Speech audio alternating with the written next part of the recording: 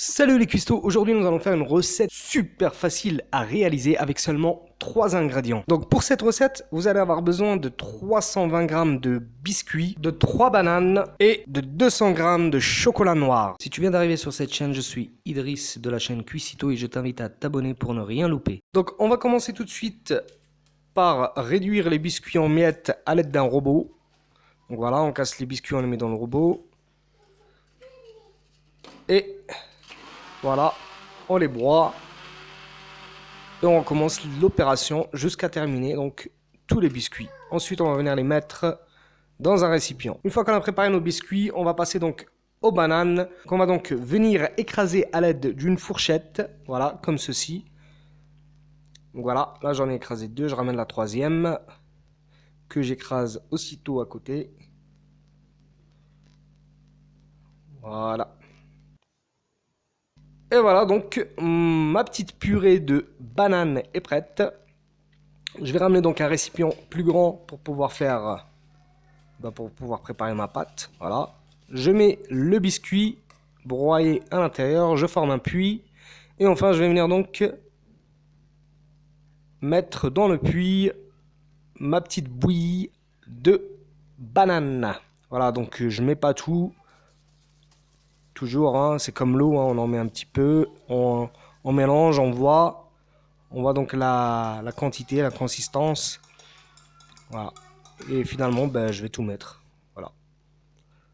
Donc il fallait bien 3 bananes pour cette quantité de biscuits. Et voilà, donc je mélange bien comme n'importe quelle pâte. Hein. On ne peut pas faire une pâte sans avoir mis, sans mettre bien sûr la main à la pâte. Et voilà, donc ma pâte est prête.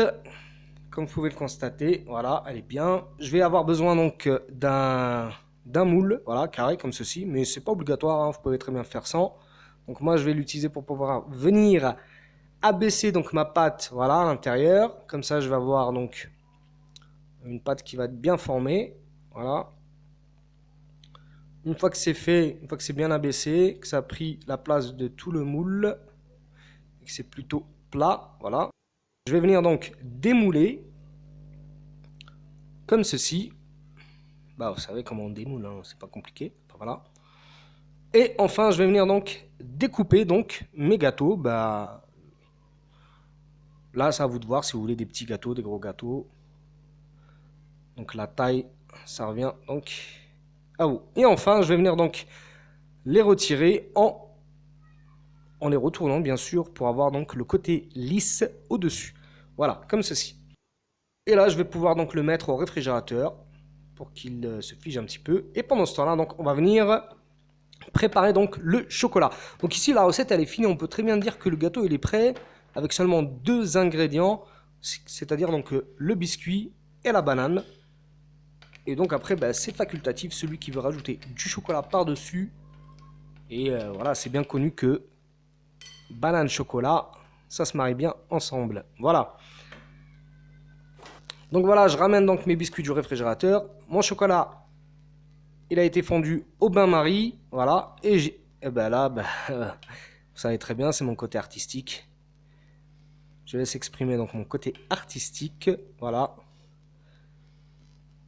Donc voilà, c'est une recette tellement simple.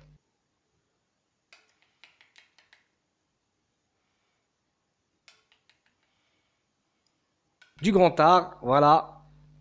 Mon tableau est terminé. Donc là, il me restera donc plus qu'à le mettre au réfrigérateur, histoire que le chocolat se fige. Donc une petite demi-heure suffit largement.